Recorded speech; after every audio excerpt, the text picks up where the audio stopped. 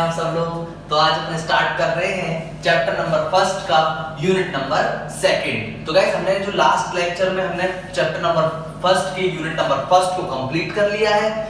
तो गाइस उसमें हमारे कुछ पॉइंट्स रह गए हैं, एक दो पॉइंट जो कि इतने आते नहीं है, इंपॉर्टेंट नहीं है, लेकिन हम उन पॉइंट्सों को भी कराएंगे। यानी कि आपको चिंता करने की जरूरत नहीं है कि सर ये वाले पॉइंट अभी रह गए हैं। उन पॉइंट्स को अपन क्या करेंगे, जब ये चैप्टर फर्स्ट का लास्ट कर रहे होंगे लेक्चर, उसके बाद एक लेक्चर और करेंगे जिसमें हमारे जितने भी यूनिट्स के अंदर जो जो पॉइंट्स रह गए जो मोस्ट इंपॉर्टेंट नहीं है उनको अपन उस लेक्चर में कवर करेंगे।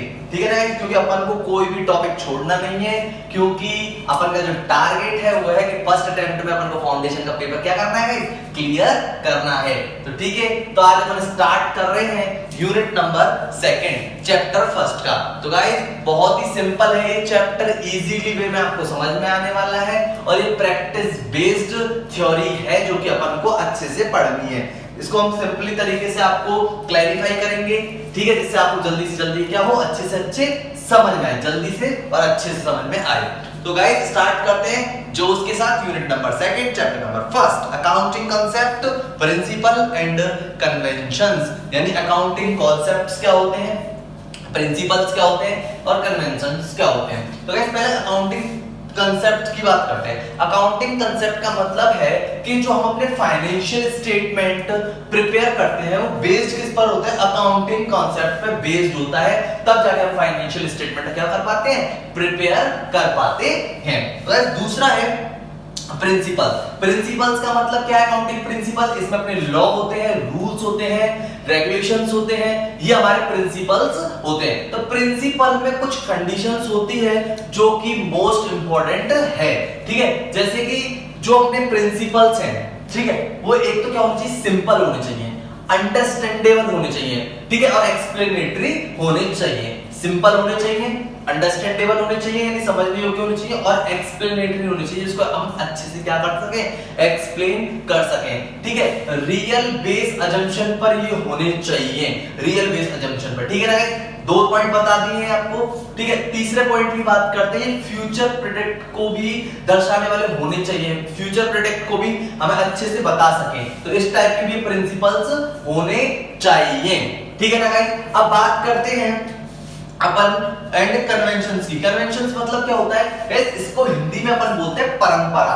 अब परंपरा जो गाइस ये है, ये कौन ने बनाई है, लोगों ने बनाई है परंपरा। तो ऐसी अकाउंट्स में कौन बनाएगा, अकाउंटिंग बॉडीज बनाएंगी। ये कैसे बनती है, अकाउंटिंग प्रैक्टिस से बनती है, उसके यूसेज से बनती है, ठीक है ना। और इनको चेंज किया जाता है, क्योंकि परंपरा तो चेंज हो सकती है ना, तो ऐसे अपन कन्वेंशंस को भी क्या कर सकते हैं, चेंज कर सकते हैं। लेकिन चेंज कब कर सकते हैं, जब अकाउंटिंग इंफॉर्मेशन में क्या करना है, क्वालिटी को इंप्रूव करना है अकाउंटिंग इंफॉर्मेशन की, तो हम क्या कर सकते हैं, कन्वेंशंस को चेंज कर सकते हैं। तो गाइस ये तीन पॉइंट थे, अकाउंटिंग कांसेप्ट, प्रिंसिपल और कन्वेंशंस। तो अब हम तीनों पॉइंटों के बारे में अब डिस्क्राइब से पढ़ेंगे। तो गाइस पहला है एंटिटी कॉन्सेप्ट। एंटिटी कॉन्सेप्ट की बात समझते हैं कि एंटिटी कॉन्सेप्ट कहता है कि ओनर, जो बिजनेस का जो ओनर है और बिजनेस दोनों अलग अलग है, यानी ओनर अलग है, बिजनेस अलग है। तो गाइस अपन को जो पहला है एंटिटी कॉन्सेप्ट में सिंपल है कि ओनर अलग है और बिजनेस अलग है, जबकि ओनर ही पैसा लगाता है बिजनेस में, वही स्टार्ट करता है, लेकिन ये बात बोली जाती है कि वो दोनों अलग अलग है। इसे हम बोलते हैं एंटिटी कॉन्सेप्ट। यानी कि बिजनेस के अंदर जितने भी ट्रांजैक्शन होते हैं वो बिजनेस की बुक्स ऑफ अकाउंट्स में होते हैं, जितने भी पर्सनल ट्रांजैक्शंस होते हैं यानी कि वो पर्सनल बुक्स ऑफ अकाउंट्स में होते हैं। पर्सनल ट्रांजैक्शन जो ओनर के ट्रांजैक्शन होते हैं, ठीक है ना। तो ये है कुछ एंटिटी कॉन्सेप्ट के बारे में। इसको एक एग्जांपल से समझते हैं, क्योंकि इसलिए क्यों कहा गया कि बिजनेस ओनर से अलग है, क्योंकि जितने भी ट्रांजैक्शन होते हैं वो सब बिजनेस के नाम से होते हैं, ओनर के नाम से नहीं होते। एक एग्जांपल यही तरीका है कंपनीज का, फर्म का। एक एग्जांपल है कि रिलायंस ट्रेंड से आपने कोई क्लॉथ परचेस करी, और जब क्लॉथ परचेस करने के बाद जब आप बिल लेते हैं तो बिल कभी भी उस ओनर के नाम से नहीं आता है, वो बिल आता है रिलायंस ट्रेंड के नाम से, ठीक है ना। इसीलिए हम बोलते हैं कि बिजनेस अलग है और ओनर अलग है, ऐसी कंपनी अलग है और ओनर अलग है। तो ये है गाइस कुछ इस टाइप का कॉन्सेप्ट, एंटिटी कॉन्सेप्ट, ठीक है। इजी था, आई होप कि आपको समझ में आया हो। मैंने सिंपल तरीके से इसको डिस्क्राइब किया है। ये एंटिटी कॉन्सेप्ट है। आपकी बुक में बहुत सारा कुछ लिखा हुआ है, लेकिन अपन को तो काम से मतलब होता है कि कितने पॉइंट उसमें अपने काम के हैं, तो अपन ने वो समझा दिया एंटिटी कॉन्सेप्ट के अंदर। अब बात करते हैं guys money measurement concept. Money measurement concept का मतलब क्या है कि अपन को ये बात पता है कि अकाउंटिंग में जो भी टर्म्स होती है वो किसके उसमें होनी चाहिए, मनी के टर्म में होनी चाहिए। हम जितने भी ट्रांजैक्शन इवेंट करते हैं मनी के टर्म्स में होते हैं। ये अपन ने लास्ट लेक्चर में पढ़ लिया, कि लास्ट जो अपन ने चैप्टर नंबर 1 का यूनिट नंबर 1 कराया था उसमें करा दिया था।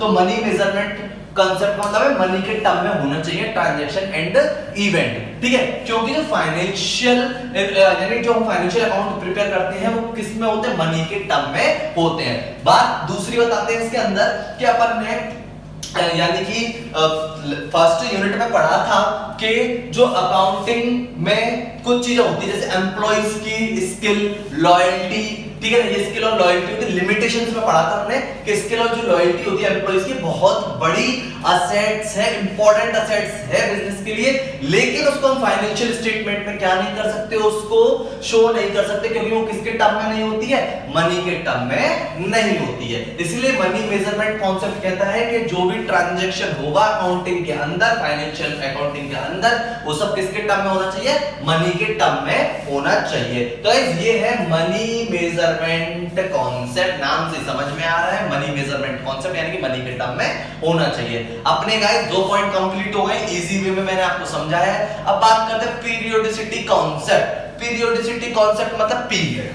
पीरियड कौन सा, अकाउंटिंग। अकाउंटिंग पीरियड मतलब 1 अप्रैल से लेकर 31 मार्च। 1 अप्रैल से 31 मार्च के बीच का मतलब क्या है कि जितने भी हम ट्रांजैक्शन करेंगे 1 अप्रैल से लेकर 31 मार्च के बीच में, वो हम सारे के सारे क्या करते हैं, बना एक साथ रखते हैं, जिससे कि हमें फाइनेंशियल स्टेटमेंट प्रिपेयर करना होता है। उसे हम बोलते हैं पीरियड। यानी पीरियड के ट्रांजैक्शन लेने 1/4 से लेके और 31 मार्च कोई भी सेशन होगा वो अपना यूज होगा। अपने इंडिया में जो भी ये जो अपना फाइनेंशियल ईयर होता है वो अपना 1 अप्रैल से स्टार्ट होता है, 31 मार्च को खत्म होता है नेक्स्ट ईयर में, ठीक है। इसमें हम जो भी ट्रांजैक्शन करते हैं उससे हम अपने फाइनेंशियल स्टेटमेंट को यानी फाइनेंशियल अकाउंट प्रिपेयर करते हैं। फाइनेंशियल अकाउंट प्रिपेयर करने के बाद ये फाइनेंशियल अकाउंट बनाते हैं। फाइनेंशियल अकाउंट में अकाउंट जब हम प्रिपेयर कर लेते हैं, एक पीरियड का पर्टिकुलर पीरियड है जब फाइनेंशियल अकाउंट प्रिपेयर कर लेते हैं, तो फाइनेंशियल अकाउंट से क्या होता है कि जैसे कि अपन को पता है कि फाइनेंशियल स्टेटमेंट बनता है, बैलेंस शीट बनी, तो बैलेंस शीट का क्या है, हम पीरियड टू पीरियड क्या करवा सकते हैं, कंपैरिजन करवा सकते हैं। यानी कि मान के चलते 18-19 की बैलेंस शीट है, इसका 17-18 की बैलेंस शीट से क्या कर सकते हैं, कंपैरिजन करवा सकते हैं। ऐसे हम प्रॉफिट एंड लॉस का कंपैरिजन करवा सकते हैं कि पिछले ईयर में लॉस कितना था, प्रॉफिट कितना था, इस साल प्रॉफिट लॉस कितना है, तो हम कंपैरिजन कराएंगे किस बिहाफ पे, पीरियोडिसिटी कॉन्सेप्ट के बिहाफ पे ये काम हो सकता है। तो ये गाइस था पीरियोडिसिटी कॉन्सेप्ट, यानी पीरियड यानी कौन सा 1 अप्रैल से लेकर 31 मार्च सारे ट्रांजैक्शन के बिहाफ पे जो फाइनल अकाउंट प्रिपेयर करते हैं, जिसमें बैलेंस शीट, पी&एल वगैरह आते हैं, तो वो अपन बना लेते हैं और उसका हम क्या करवा सकते हैं, कंपैरिजन करा सकते हैं। लेकिन हमें टर्म पता होनी चाहिए, पीरियोडिसिटी कॉन्सेप्ट। अब एक पीरियड की बात करते हैं, अगर पीरियोडिसिटी कॉन्सेप्ट है तब हम 4 चीजों के बारे में जानते हैं। आउटस्टैंडिंग के बारे में जानते हैं, प्रीपेड के बारे में जानते हैं, अनअर्न्ड के बारे में जानते हैं और एक्रूड के बारे में जानते हैं। ये आने वाले टाइम में मैं आपको समझाऊंगा, लेकिन मैं अभी तुम्हें बता रहा हूं कि ये सारी चीजें हम जानते हैं कि 11th 12th में हमने ये चीजें पढ़ ली हैं कि आउटस्टैंडिंग क्या है, प्रीपेड क्या है, एक्रूड क्या है, अनअर्न्ड क्या है। अगर ये पीरियड ही नहीं होता तो हम समझ ही नहीं पाते कि आउटस्टैंडिंग क्या होता है, एडवांस क्या होता है, ठीक है, प्रीपेड हम नहीं समझ पाते। तो इसलिए इसका कॉन्सेप्ट भी मेन है पीरियोडिसिटी कॉन्सेप्ट। पीरियड के बिहाफ पे हम पता लगा पाते हैं कि कोई चीज आउटस्टैंडिंग है, एडवांस है, एक्रूड है, अनअर्न्ड है, ठीक है ना गाइस। तो आई होप कि आपको ये वाला कॉन्सेप्ट भी अच्छे से समझ में आया होगा, पीरियोडिसिटी कॉन्सेप्ट। अब बात करते हैं guys next accrual basis concept की। अब यानी एक्यूरल कॉन्सेप्ट क्या बोलता है, ये इसमें अपन को 2 चीज याद रखने की है, एक है कैश और एक है अपना क्रेडिट। यानी कोई भी ट्रांजैक्शन होता है, कैश क्रेडिट दोनों में हो सकता है, एक्यूरल कॉन्सेप्ट इस बात को बताता है। तो कैश क्रेडिट में होता है तो हमें दोनों ट्रांजैक्शन ही बुक करने होते हैं, यानी ट्रांजैक्शन कैश में होगा भी बुक होगा, क्रेडिट में भी होगा तो बुक होगा, कैश और क्रेडिट दोनों में भी होगा तो भी बुक होता है। इसे बोलते हैं एक्यूरल कॉन्सेप्ट। एक्यूरल कॉन्सेप्ट क्या है जरा समझते हैं कि अपन ने मान के चलते हैं 5 लाख रुपीस का कोई मशीन परचेज करी, ठीक है, 5 लाख की, और उसमें से अपन ने 3 लाख रुपीस उसको कैश पेड कर दिए, ठीक है, कैश पेड कर दिए। अभी भी कितने रह गए? रिमेनिंग 2 लाख रुपीस क्या रह गए? रिमेनिंग रह गए हैं अभी।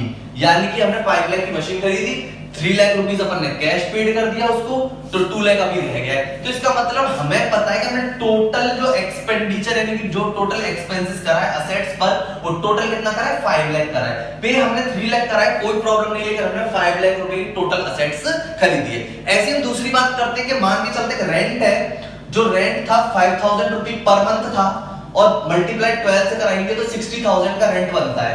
लेकिन आपने जो पेड किया है वो किया है केवल 45000। तो इसका मतलब 45000 आपने पेड कर दिया, रेंट बनता कितना था आपका एक साल का? 60000। तो 50000 आपने पेड नहीं करे, तो इसका मतलब ये आउटस्टैंडिंग रह गए। तो ये आपको क्या करना पड़ेगा?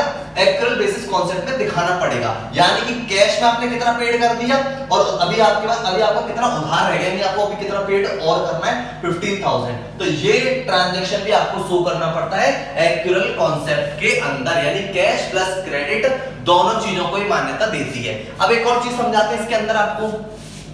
कैश यानी कि अपन ने कोई सेल करी है, ठीक है ना गाइस? क्या करिए अपन ने? सेल। तो सेल को किस तरीके से अपन यहां पे बताएंगे, जरा देखते हैं। सेल करिए अपन ने टोटल 5 लाख की, ठीक है, जिसमें से अपन को केवल कैश रिसीव्ड जो हुआ वो हुआ केवल 3 लाख। तो क्या हम यानी ट्रेडिंग अकाउंट के अंदर क्या 3 लाख दिखाएंगे सेल्स का? नहीं, टोटल हम दिखाएंगे 5 लाख, यानी कैश प्लस क्रेडिट दोनों सेल्स को हम यहाँ पे दिखाने वाले हैं। ऐसे इससे पहले जो असेट्स खरीदी थी 5 लाख की हमने, लेकिन 3 लाख पेड करे, तो इसका मतलब ये थोड़ी कि बैलेंस शीट में अपन 3 लाख दिखाएंगे। टोटल कितना दिखाएंगे? 5 लाख दिखाएंगे। और जो 2 लाख हमने पेड नहीं करे थे वो हम क्रेडिटर के रूप में बैलेंस शीट में लायबिलिटी साइड क्या करेंगे? शो करेंगे। ऐसे ही यहाँ पे कि सेल्स अपन ने टोटल 5 लाख की करी है, 3 लाख कैश रिसीव्ड हुआ है, तो हम ऐसा थोड़ी कि ट्रेडिंग अकाउंट के अंदर अपन केवल 3 लाख दिखाएंगे, नहीं, अपन टोटल दिखाएंगे 5 लाख, यानी कैश प्लस क्रेडिट दोनों दिखाई जाती है। इसे हम बोलते हैं एक्चुअल कॉन्सेप्ट। क्या बोलते हैं इसको guys? Actual concept. Cash plus credit दोनों पे ये होते हैं ट्रांजैक्शन इसके अंदर। तो ये अपन को समझ में आ गया है। आई होप कि एक्चुअल कॉन्सेप्ट प्रॉपर तरीके से प्रॉपर वे में आपको समझ में आया होगा। यानी actual concept cash plus credit. एक होता है cash basis concept. Cash basis concept का मतलब क्या होता है? उसमें सारे ट्रांजैक्शन कैश में होता है, वो क्रेडिट को इग्नोर करता है टोटली, वो सिर्फ कैश से रिलेटेड रखता है। जैसे कि अपन ने भी यहाँ पे सेल खरीदी 5 लाख, 5 लाख में से उसने कहा था कि 3 लाख तो कैश आ गया, 2 लाख नहीं है, उसको 2 लाख से कोई मतलब नहीं है, वो सेल केवल कितनी मानेगा? 3 लाख अपनी सेल मानेगा, ठीक है ना। जैसे कि 5 लाख की सेल है, कितने की सेल है? 5 लाख। तो 5 लाख में से जो आए हैं वो आए हैं अपने 3 लाख, तो वो केवल सेल कितनी मानेगा? 3 लाख की। और मान के चलते जो परचेज था, परचेज उसने करी थी 8 लाख की, ठीक है, और उसने केवल पेड कितने करे हैं? 3 लाख पेड करे हैं इसमें भी। तो केवल परचेज कितनी लेगा? केवल 3 लाख परचेज लेगा। तो यानी कि सारे के सारे ट्रांजैक्शन किसमें लेगा?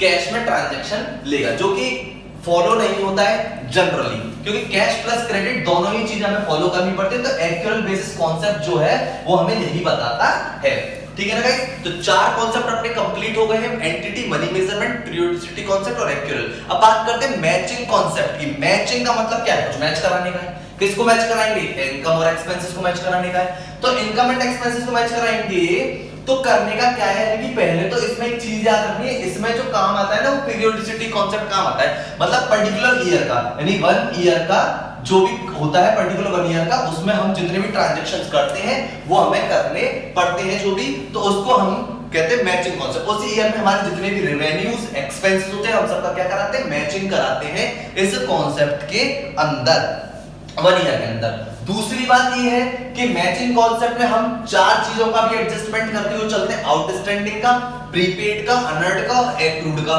वो भी चारों एडजस्टमेंट मैचिंग कॉन्सेप्ट के अंदर होते हैं। कुछ एक्सपेंसेस ऐसे होते हैं जो डायरेक्ट रेवेन्यू से रिलेट करते हैं। रेवेन्यू से रिलेट कराने का मतलब ये है कि जैसे सेल्स है तो सेल्स से रिलेटेड है सेल्स एक्सपेंसेस, क्योंकि अगर हम कोई भी सेल्स एक्सपेंसेस करेंगे तो किससे रिलेटेड रहेगा?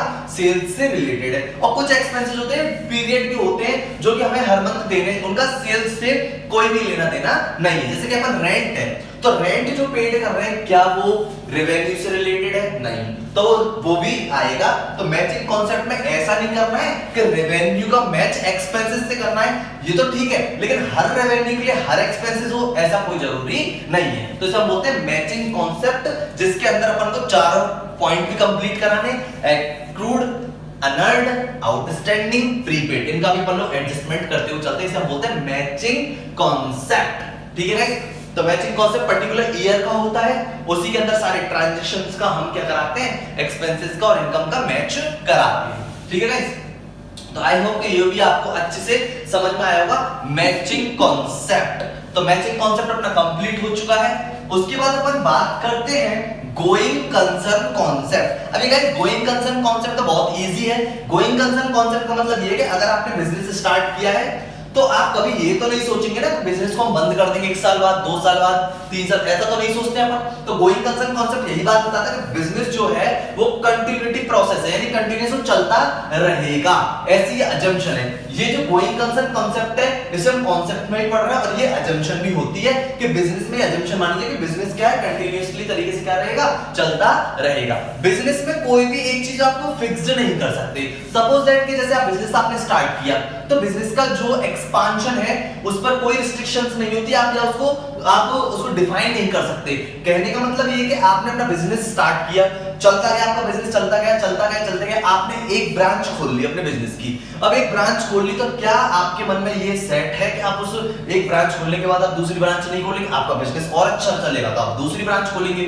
और अच्छा चलेगा तो तीसरी ब्रांच खोलेंगे। तो इसलिए यहाँ पे किसी भी चीज को डिफाइन नहीं किया जा सकता business concern, sorry going concern concept के अंदर। ये कंटीन्यूअस प्रोसेस है, चलता रहता है, इसकी कोई भी लिमिटेशंस नहीं होती, ये बिना लिमिटेशंस का काम करता है। यानी कि ठीक है ना, going concern concept easy way में ये आपको समझ में आया होगा। गोइंग कंसर्न चलते रहो, ठीक है, इसलिए गोइंग कंसर्न कॉन्सेप्ट हो गया कंप्लीट। तो गाइस ये अपना था गोइंग कंसर्न कॉन्सेप्ट। लिमिटेशंस कुछ नहीं होती है, चलता रहता है, आप डिफाइन भी नहीं कर सकते इसमें किसी भी लिमिटेशन। अब आता है कॉस्ट कॉन्सेप्ट। अब गाइस कॉस्ट कॉन्सेप्ट का मतलब क्या है? कॉस्ट कॉन्सेप्ट का मतलब ये है जो अकाउंट्स जो होती है वो किसी भी असेट्स को कॉस्ट पर ही क्या करती है, शो करती है। जैसे कि अपन ने मान के चलते हैं कि फर्नीचर था, ठीक है, और फर्नीचर मैंने लिया है 2 लाख रुपए का, तो ये 2 लाख रुपए इसकी कॉस्ट है, और हम इसको 2 लाख रुपए कहां पे शो करने वाले हैं? बैलेंस शीट पे शो करने वाले हैं। लेकिन अब हम बात करते हैं लैंड की, तो लैंड जैसे अपन ने 3 लाख की खरीदी थी 2004 में, ठीक है ना, 2004 में 3 लाख की खरीदी थी, आज उसकी कीमत है 15 लाख एट प्रेजेंट, यानी 2020 में उसकी कीमत कितनी है? 15 लाख है। तो हम क्या इसको 15 लाख पे शो करा सकते हैं क्या बैलेंस शीट में?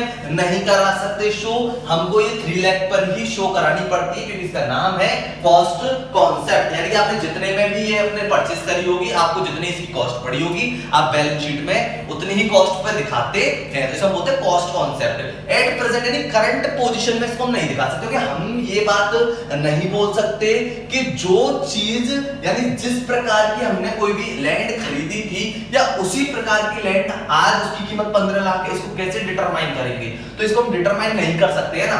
तो यानी कि अपन तो सिर्फ इतना बात करते हैं कि जितने रुपए पे अपन ने कॉस्ट में खरीदा है, अपन उसको उतने ही रुपए पे कहां पे दिखाते हैं? बैलेंस शीट के अंदर अपन दिखाते हैं। इसे हम बोलते हैं कॉस्ट कॉन्सेप्ट। कॉस्ट कॉन्सेप्ट एक बात पे और ध्यान देता है, जैसे कि अपन ने बात करी थी मनी मेजरमेंट में, तो कॉस्ट कॉन्सेप्ट भी यही बात करता है कि जो एम्प्लॉइज होते हैं उनकी जो लॉयल्टी होती है, स्किल होती है, जिसको अपन मनी के टर्म्स में नहीं कर सकते, तो इसीलिए वो भी कॉस्ट, उनकी कोई कॉस्ट नहीं होती, इसलिए उनको भी हम क्या नहीं कर सकते? बैलेंस शीट में शो नहीं कर सकते। तो वो भी एक कॉस्ट कॉन्सेप्ट के अंदर आएगा। तो अपन जो भी कुछ करते हैं कॉस्ट पर क्या करते हैं? बैलेंस शीट में शो करते हैं। गाइस ये है कॉस्ट कॉन्सेप्ट। आई होप कि ये आपको अच्छे से समझ में आया होगा, यानी कॉस्ट कॉन्सेप्ट। अब कॉस्ट कॉन्सेप्ट के बाद बात करते हैं रियलाइजेशन कॉन्सेप्ट। रियलाइजेशन कॉन्सेप्ट की बात करते हैं तो पहले 12th क्लास में चलते हैं, 12th क्लास में पार्टनरशिप में चलते हैं, पार्टनरशिप के चैप्टर नंबर 4 में चलते हैं रियलाइजेशन अकाउंट। यहाँ पे क्या करते हैं? फर्म का द एंड होता है, ठीक है, डिसोल्यूशन ऑफ फर्म। तो रियलाइजेशन वहां पे आपने पढ़ा है वर्ड। अब बात करते हैं रियलाइजेशन कॉन्सेप्ट क्या है। रियलाइजेशन कॉन्सेप्ट कॉस्ट कॉन्सेप्ट पे ही बेस्ड होता है, लेकिन रियलाइजेशन का मतलब क्या है कि जो बात अपन ने कॉस्ट में करी थी कॉस्ट कॉन्सेप्ट में, उसी को अपन रियलाइजेशन में कर लेते हैं कि जो लैंड अपन ने कितने में खरीदी थी? 3 लाख में खरीदी थी 2004 में, और आज उसकी कीमत कितनी है लैंड की? 8 लाख कीमत है 2020 के अंदर। तो ये रियलाइजेशन क्या होता है? वैसे तो रियलाइजेशन कॉन्सेप्ट एक बात बोलता है कि हम तब तक किसी भी रियलाइज्ड वैल्यू को हम शो नहीं कर सकते जब तक कि हम उसको क्या नहीं कर ले, रियलाइज नहीं कर ले। मतलब रियलाइज नहीं कर ले मतलब उसको जब तक अपने पास नहीं मिल जाए, वो हमें जब तक क्या नहीं वो मिल नहीं जाती तब तक हम उसको शो नहीं करते, तो हम बोलते हैं रियलाइज्ड, यानी रियलाइज्ड वैल्यू। तो अब बात करते हैं कि 3 लाख थी लैंड और आज उसकी कीमत है 8 लाख। तो क्या करते हैं आज का जो अकाउंटेंट है, यानी कि आप इसको पढ़ेंगे से रियलाइजेशन कॉन्सेप्ट के अंदर, तो अकाउंटेंट जो है यानी अकाउंटेंसी में बात कही हो रही है कि जो अकाउंटेंट है आज वो रियलाइजेशन कॉन्सेप्ट को भी अच्छे से प्रॉपर तरीके से यूज कर रहे हैं। रियलाइजेशन का मतलब ये होता है कि जो अकाउंट्स होती है वो लॉस को तो बुक कर लेती है, यानी लॉस का तो पूरा ध्यान रखती है वो, ठीक है, लेकिन वो प्रॉफिट को तभी बुक्स में करती है जब उसको वो रियलाइज्ड हो जाता है। लेकिन रियलाइजेशन कॉन्सेप्ट क्या है कि अगर अब होने क्या लगा कि अकाउंटेंट क्या करते हैं कि जो हमारा ये 5 लाख का जो डिफरेंस है तो इसको बोलते हैं अनरियलाइज्ड गेन, यानी अनरियलाइज्ड गेन का मतलब है वो जो भी हमें अनरियलाइज्ड नहीं हुआ लेकिन हमें गेन हो चुका है। हमें पता है कि 3 लाख से 8 लाख हो चुकी है, 8 लाख हो चुकी है मतलब कि ये रियलिटी में 8 लाख की। अगर आज हम इसको सोल्ड करेंगे तो हमें इसका कितना रुपए मिलेगा? 8 लाख मिलेगा, ठीक है ना। तो ये रियलिटी में है, इसलिए वो लोग क्या करते हैं कि अनरियलाइज्ड गेन के नाम से लायबिलिटी साइड में 5 लाख रुपीस का जो डिफरेंस आ रहा है उसको लिख देते हैं और असेट्स को यानी लैंड को कितने में अपन शो करते हैं अकाउंट्स में? 8 लाख पे, यानी कि लायबिलिटी साइड जो डिफरेंस है 5 लाख का रिजर्व वो दिखाते हैं अनरियलाइज्ड गेन के नाम से, और 8 लाख की लैंड दिखाएंगे कहां पे? असेट्स साइड दिखाते हैं, ठीक है ना। लेकिन ये रियलिटी में होती है तब ये काम होता है, इसे हम बोलते हैं रियलाइजेशन कॉन्सेप्ट। कोई भी चीज रियलाइज्ड होती है तो अपन उसको बोलते हैं रियलाइज्ड कॉन्सेप्ट, कॉस्ट बेस्ड पे यानी कॉस्ट कॉन्सेप्ट पे ये बेस्ड होती है। आई होप कि ये आपको अच्छे से समझ आया होगा। रियलाइजेशन कॉन्सेप्ट यानी कि रियलाइज्ड वैल्यू की बात होती है हमें, लेकिन वो पर्टिकुलर डिटरमाइन होनी चाहिए। डिटरमाइन का मतलब हाँ रियलिटी में होनी चाहिए कि हाँ तो लैंड की कीमत एट प्रेजेंट में 8 लाख है, ठीक है ना, ये रियलिटी में होनी चाहिए। तो उसके लिए हम उसको क्या करते हैं? अनरियलाइज्ड गेन के नाम से लायबिलिटी साइड में उसका जो डिफरेंस है उसे हम दिखा देते हैं। जैसे अपन ने 3 लाख में खरीदी थी, आज उसकी 8 लाख है वैल्यू रियलिटी, तो 5 लाख का जो डिफरेंस है उसे हम अनरियलाइज्ड गेन के नाम से दिखाते हैं अपनी लायबिलिटी साइड, ठीक है ना। तो ये आजकल होने लगा है अपनी अकाउंट्स की बुक्स में, यानी अकाउंटेंसी में अपन लोग करने लगे हैं, ठीक है। सब बोलते हैं रियलाइजेशन कॉन्सेप्ट। अब बात करते हैं डुअल एस्पेक्ट कॉन्सेप्ट। ये डुअल एस्पेक्ट कॉन्सेप्ट से मतलब समझ में आ रहा है गाइस अपन को कि कोई भी ट्रांजैक्शन होगा वो हमारे दो जगह पे इफेक्ट डालेगा, यानी 100% डालेगा। डुअल एस्पेक्ट कॉन्सेप्ट है ये, यानी कोई भी ट्रांजैक्शन होगा टू साइड इफेक्ट उसके 100% होंगे, जो कि मैं अभी आपको समझाता हूं। यानी कि पहला है कि पॉइंट नंबर फर्स्ट को चलो समझने की कोशिश करते हैं कि मान के चलते मैंने कोई 5 लाख की असेट्स परचेज करी, 5 लाख की असेट्स, ठीक है, और कैश में परचेज करी। मैंने किसमें करी है? कैश में। तो भाई कैश में अगर मैं परचेज कर रहा हूं तो जरा असेट साइड पे देखना कि 5 लाख की तो असेट्स आ जाएगी, ठीक है, और कैश माइनस हो जाएगा कितने का? 5 लाख का। वो जितने का भी बैलेंस शीट में कैश होगा वो 5 लाख रुपीस उधर माइनस हो जाएगा, और बैलेंस शीट में जितनी भी असेट्स होगी असेट्स में कितना ऐड हो जाएगा? 5 लाख। यानी कि ये दो जगह पे ट्रांजैक्शन जो होता है वो दो जगह इफेक्ट करेगा, यानी कि असेट साइड कर सकता है, लायबिलिटी साइड कर सकता है, असेट्स लायबिलिटी साइड कर सकता है, किसी भी तरीके से कर सकता है, लेकिन करेगा ये 100% गारंटी है डुअल एस्पेक्ट की। तो ये यानी 5 लाख की असेट्स खरीदी तो अपन ने क्या करा? ये बैलेंस शीट है, बैलेंस शीट के अंदर अपन ने क्या कर लिया? यानी कि ये असेट है, sorry liability amount, assets amount, यहां पे जो असेट्स है वो अपन ने 5 लाख लिख दी, ठीक है, और जो कैश था मान के चलते हैं 10 लाख होगा, यहां मैं लिख देता हूं कैश अवेलेबल जो था वो 10 लाख था, तो 5 लाख चले गए तो कितना बचा? केवल कैश 5 लाख बचा। इतनी बात तुम्हें समझ में आई?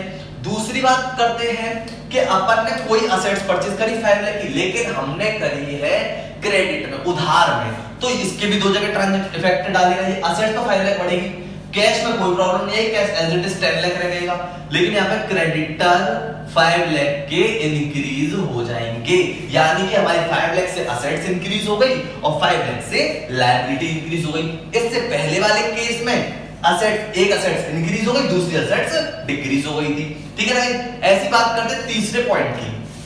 अब तीसरा पॉइंट क्या है जरा उसको भी समझते हैं। तो तीसरा पॉइंट ये है कि अपन लायबिलिटी साइड फर्क देखते हैं हम। अभी हमने दोनों साइड देखा, एक तो असेट्स साइड फर्क देखा। फर्स्ट पॉइंट में 5 लाख की मशीन खरीदी थी कैश में असेट्स, तो 5 लाख असेट्स के बढ़ गए, कैश में कम हो गए, दोनों असेट्स साइड के थे। दूसरा हमने पढ़ा यानी क्रेडिट में हम असेट्स परचेज करी तो असेट्स बढ़ गई 5 लाख से और हमारी लायबिलिटी बढ़ गई। अब हम बात करते हैं लायबिलिटीज के बारे में। अब लायबिलिटीज के बारे में ऐसा था कि हमारे पास एक बैंक लोन था, ठीक है, बैंक लोन था। तो बैंक लोन मान के चलते हैं, दो बैंकों से ले रखा है हमने बैंक लोन, एक तो एसबीआई बैंक से ले रखा है और एक मान के चलते हैं कि एचडीएफसी से ले रखा है, या मान के चलते हैं अदर लोन्स मान लेते हैं, ठीक है। तो एसबीआई से जो लोन था वो था हमारा 10 लाख का और अदर लोन था हमारा 5 लाख का, ठीक है। तो हमने क्या करा कि ये लायबिलिटी साइड है, दोनों जगह शो हो रहा है लायबिलिटी साइड में, ठीक है ना। तो हमने क्या करा कि एक लोन लिया 3 लाख रुपए का, क्या किया 3 लाख का लोन ले लिया।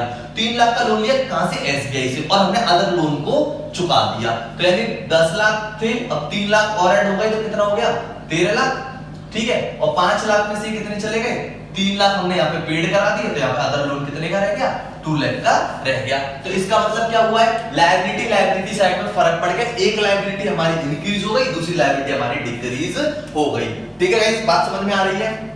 एक लायबिलिटी हमारी इंक्रीज हो गई और दूसरी लायबिलिटी हमारी क्या हो गई डिक्रीज। तो एक लायबिलिटी इंक्रीज, दूसरी लायबिलिटी डिक्रीज। अब बात करते हैं तीसरे यानी फोर्थ पॉइंट की। एक पॉइंट अपन ने बताया कि एक असेट्स इंक्रीज हुई, दूसरी से डिक्रीज हुई। दूसरा बताया असेट्स इंक्रीज हो गई, लायबिलिटी इंक्रीज हो गई।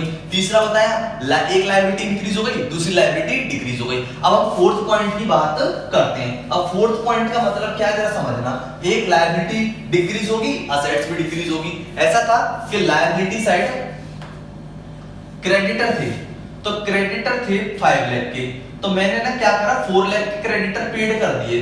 तो 4 लाख के पेड कर दिए, इसका मतलब कितने रह गए हमारे पास 1 लाख। कैश था मान के चलते हैं हमारे पास 10 लाख, तो 10 लाख में से कितना चले गए 4 लाख, तो इसका मतलब कैश कितना हो गया 6 लाख। तो इसका मतलब क्या हुआ, यानी हमारी लायबिलिटी भी डिक्रीज और असेट्स भी डिक्रीज, ठीक है। पहला पॉइंट था कि पहला था हमारा कि हमारी असेट्स, एक असेट्स तो इंक्रीज हुई थी और एक असेट्स हमारी डिक्रीज हुई थी, ये था पहला। दूसरा मैंने कराया था आपको, हमारी असेट्स इंक्रीज हुई थी, ठीक है, और हमारी लायबिलिटी भी इंक्रीज हुई थी, ठीक है। अपना जो तीसरा पॉइंट था कि एक लायबिलिटी तो इंक्रीज हुई थी और एक लायबिलिटी हमारी डिक्रीज हुई थी। और फोर्थ पॉइंट था अपना कि एक लायबिलिटी इंक्रीज हुई है और असेट्स भी क्या हुई है डिक्रीज, यानी लायबिलिटी भी डिक्रीज असेट्स भी डिक्रीज, या लायबिलिटी इंक्रीज असेट्स इंक्रीज, या assets increase asset decrease, liability increase liability decrease. ये कुछ 4 पॉइंट थे, इनको आपको अल्टरनेटिव कर सकते हैं, मतलब इनको उल्टा करके भी अपन काम कर सकते हैं। तो गाइस ये था अपना डुअल एस्पेक्ट कॉन्सेप्ट, यानी जो ट्रांजैक्शन होता है वो दो जगह पर क्या करता है इफेक्ट करता है। तो आई होप कि आपको समझ में आया होगा, ठीक है। तो ये थे अपने कॉन्सेप्ट, ठीक है। कॉन्सेप्ट के बाद अभी बात करते हैं कन्वेंशन में। सबसे पहला दिया हुआ है अपन को कंजर्वेटिज्म। अब गाइस कंजर्वेटिज्म क्या होता है इसको थोड़ा अच्छे से समझते हैं। कंजर्वेटिज्म होता है यानी कि जो अपनी अकाउंट्स है वो क्या करती है, सबसे पहले प्रॉफिट को बुक नहीं करती, पहले लॉस को बुक करती है। यानी वो लॉस को बुक करती है, प्रॉफिट्स को बुक नहीं करती। वो फ्यूचर में देखती है कि अगर कोई लॉस होने वाला है तो उसके लिए वो पहले से प्रोविजन बना के चलती है। इसे हम बोलते हैं कंजर्वेटिज्म। यानी कि पहले क्या होता है, लॉस बुक होता है, प्रॉफिट को बुक नहीं करती। प्रॉफिट को बुक तभी करती है जब एक्चुअलिटी में प्रॉफिट हो जाता है, प्रॉफिट मिल जाता है, उसे हम बोलते हैं कंजर्वेटिज्म, ठीक है ना। कंजर्वेटिज्म का मतलब समझ में आ गया, यानी कि अपन क्या करती है अकाउंट, यानी कि लॉस को पहले बुक करती है, प्रॉफिट को बुक नहीं करती है। फ्यूचर में अगर होने वाला अगर कोई लॉस है तो उसके लिए पहले से प्रोविजन बना के चलती है, उसे हम बोलते हैं कंजर्वेटिज्म, ठीक है ना गाइस। आई होप कि आपको क्लियर हुआ होगा कंजर्वेटिज्म क्या है। उसके बाद बात करते हैं कंसिस्टेंसी की। अब कंसिस्टेंसी क्या होती है, कंसिस्टेंसी का मतलब ये है कि जो हम फाइनेंशियल अकाउंट्स प्रिपेयर करते हैं उसमें अकाउंटिंग पॉलिसीज को फॉलो करते हैं।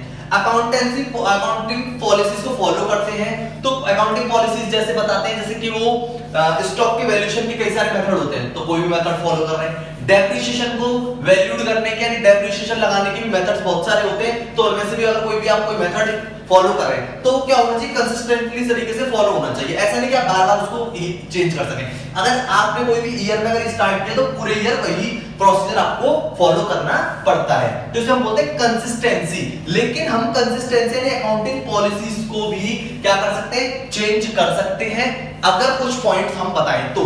पहला ये है कि अकाउंटिंग स्टैंडर्ड के अकॉर्डिंग हमें बुक्स ऑफ अकाउंट्स प्रिपेयर करने होते हैं, तो हम अकाउंटिंग पॉलिसीज को क्या कर सकते हैं, चेंज कर सकते हैं, ठीक है ना। प्रोविजन ऑफ लॉ अगर फॉलो करना है उसके लिए हम क्या कर सकते हैं, अकाउंटिंग पॉलिसीज को चेंज कर सकते हैं। स्टेटमेंट यानी फाइनेंशियल स्टेटमेंट का ट्रू एंड फेयर व्यू के लिए भी हम अकाउंटिंग पॉलिसीज को क्या कर सकते हैं, चेंज कर सकते हैं। तो इसे हम बोलते हैं कंसिस्टेंसी। कंसिस्टेंसी मतलब कोई भी आपने चीज अपनाई है, कोई भी आपने कोई मेथड फॉलो किया तो कंटीन्यूअसली तरीके से आप उसको फॉलो करेंगे।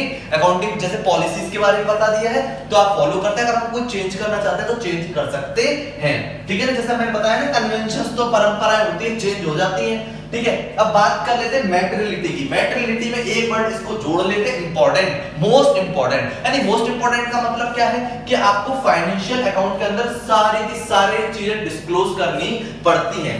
मैटेरियलिटी के अंदर सारी की सारी महत्वपूर्ण यानी इंपॉर्टेंट इंफॉर्मेशन को क्या करना पड़ता है, डिस्क्लोज करना पड़ता है।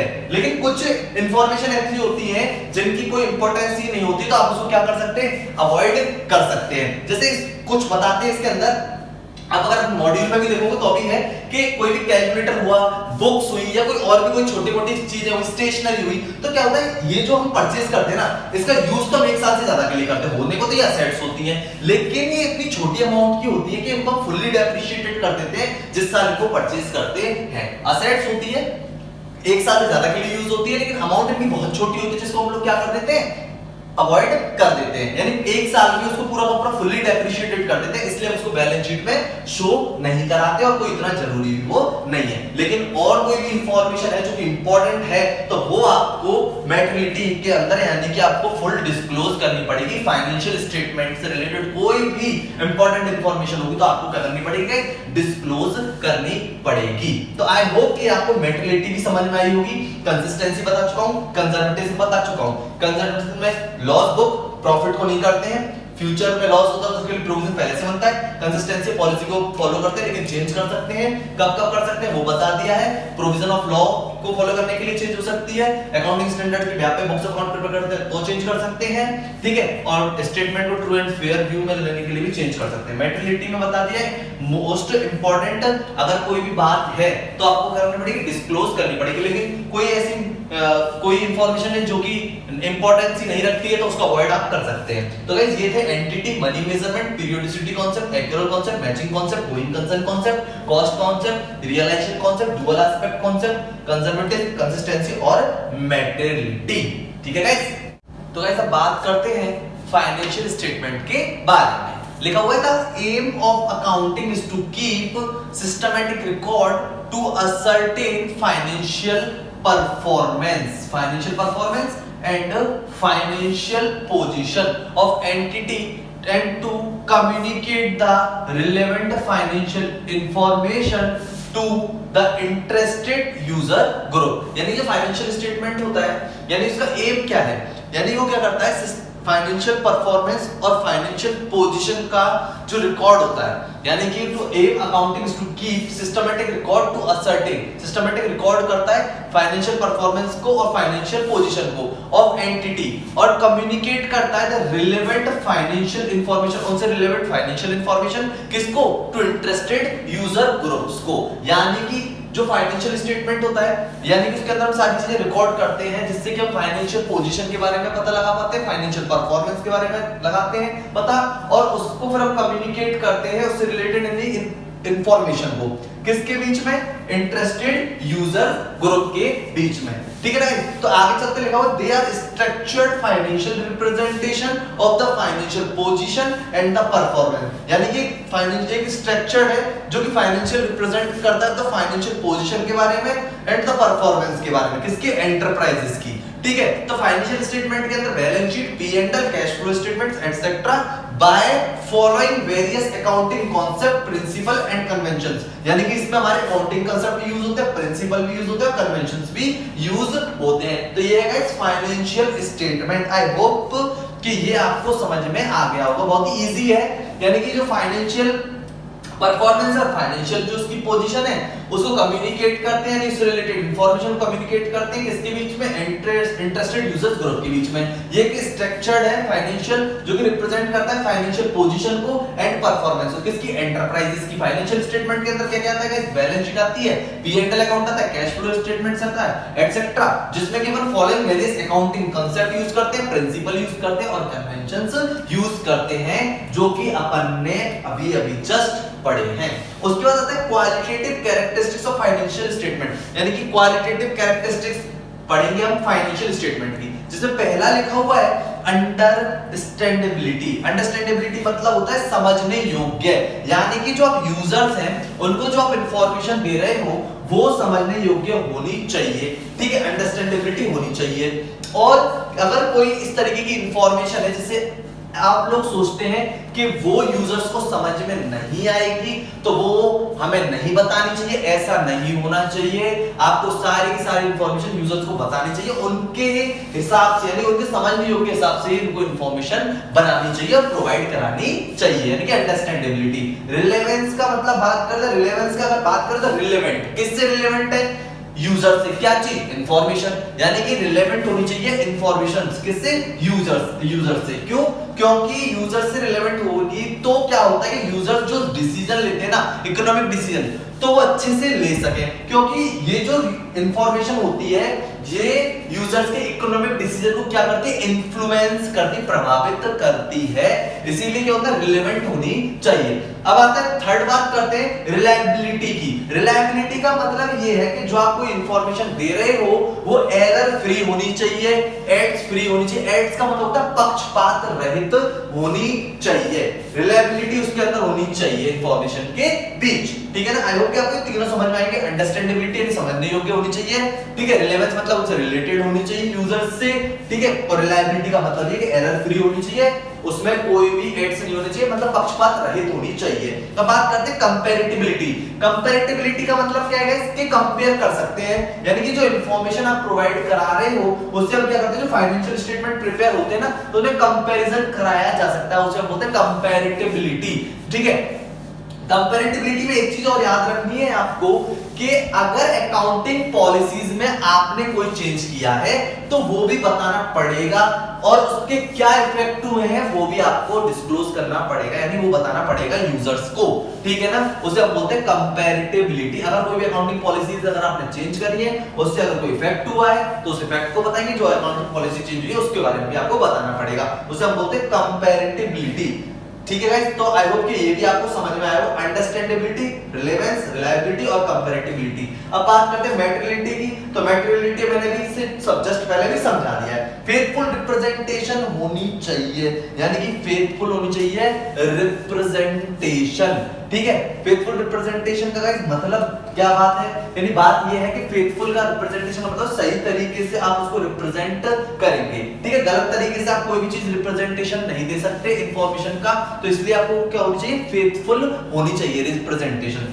सब्सटेंस ओवर फॉर्म का मतलब क्या है कि कोई भी चीज, कोई भी असेट्स है तो उसका लीगली तो आपने प्रूफ दिया हुआ है, लेकिन वो प्रेजेंटेशन में है या नहीं उसको भी प्रॉपर तरीके से आप बताएंगे, उसे हम बोलते हैं सब्सटेंस ओवर फॉर्म। उसके बाद आता है न्यूट्रलिटी। न्यूट्रलिटी ऐसा रिलायबिलिटी जैसी होती है, इसमें जो इंफॉर्मेशन होती है वो मैटेरियलिटी फ्री होनी, यानी एरर फ्री होनी चाहिए। जो भी आप इंफॉर्मेशन दे रहे हो एरर फ्री होनी चाहिए। प्रूडेंस का मतलब होता है विवेकपूर्ण होनी चाहिए। Full fair and adequate disclosure का मतलब फुल होनी चाहिए इंफॉर्मेशन, फेयर होनी चाहिए इंफॉर्मेशन और एडिक्वेट होनी चाहिए, यानी सफिशिएंट होनी चाहिए, ठीक है। तो full fair and adequate disclosure होना चाहिए। कंप्लीटनेस का मतलब ये है कि आपको इंफॉर्मेशन पूरी कंप्लीट देनी होती है, क्योंकि कंप्लीटनेस अगर कोई नहीं देते या कुछ मान के चलते कोई पॉइंट हमसे रह जाता है तो ये क्या करता है, मिसलैंडिंग क्रिएट कर देता है। मिसलैंडिंग क्रिएट करने का मतलब है कि भ्रामक चीजें उत्पन्न कर देता है ये, ठीक है। जिससे क्या हो सकता है कि कि इसको समझना बहुत इम्पॉसिबल हो, ठीक है। तो इसलिए कंप्लीटनेस होनी चाहिए इंफॉर्मेशन, यानी कि अंडरस्टैंडेबिलिटी होनी चाहिए, रिलेवेंस होनी चाहिए, रिलायबिलिटी होनी चाहिए, कंपैरेटिबिलिटी होनी चाहिए, मैटेरियलिटी होनी चाहिए, फेथफुल रिप्रेजेंटेशन होनी चाहिए, सब्सटेंस ओवर फॉर्म होना चाहिए, लीगली के साथ साथ उनको यानी प्रेजेंटेशन भी होना चाहिए उनका, न्यूट्रलिटी होनी चाहिए, प्रूडेंस होनी चाहिए, यानी विवेकपूर्ण होनी चाहिए, फुल होनी चाहिए, फेयर होनी चाहिए, एडिक्वेट डिस्क्लोजर होना चाहिए और कंप्लीटनेस होनी चाहिए। तो ये गाइस थी qualitative characteristics of financial statement, ठीक है। तो ये जान के हमने बता दिया, इसमें से अगर कोई क्वेश्चन बनता है तो ये भी अपन का हो जाएगा। फाइनेंशियल स्टेटमेंट के बारे में बात बता दी है, क्वालिटेटिव कैरेक्टरिस्टिक्स बता दी है। आई होप कि ये आपको अच्छे से समझ में आएगी। अगर आपको कुछ भी नहीं समझ में आ रहा है तो मैं आपको बार-बार बताता हूं कि आप किसमें लिख दे, कमेंट बॉक्स में लिख दें, जिससे मैं क्या कर सकूं आपके लिए उसे सॉल्व कर सकूं। तो गाइस यूनिट नंबर सेकंड थी अपनी कंप्लीट हो गई है। एक चीज और बताना चाहेंगे इसके अंदर कि जो अजम्पशन थी, अकाउंटिंग अजम्पशन, वो तीन थी जो कि मैंने आपको बताई थी, गोइंग कंसर्न, एक्यूरल और कंसिस्टेंसी। तो ये तीन चीज थी। तो ये अजम्पशंस हैं, ये अजम्पशन हम ऑलरेडी कर चुके हैं। उसके बाद फाइनेंशियल स्टेटमेंट थी, ये समझ लिया है, क्वालिटेटिव कैरेक्टरिस्टिक्स समझ ली। तो गाइस यूनिट नंबर सेकंड अपनी हो गई है दी एंड, यानी कंप्लीट हो गया है यूनिट सेकंड, ठीक है ना गाइस। तो कोई प्रॉब्लम हो, नहीं आए समझ में, कमेंट बॉक्स में लिख दें, ठीक है गाइस। अगर आपने हमारे चैनल को गाइस सब्सक्राइब नहीं किया है तो चैनल को सब्सक्राइब कर दें, लाइक कर दें, कमेंट कर दें और बेल आइकन का बटन जरूर क्लिक कर दें। तो ठीक है गाइस, तो मिलते हैं अपन नेक्स्ट लेक्चर में, तब तक के लिए guys goodbye and thank you.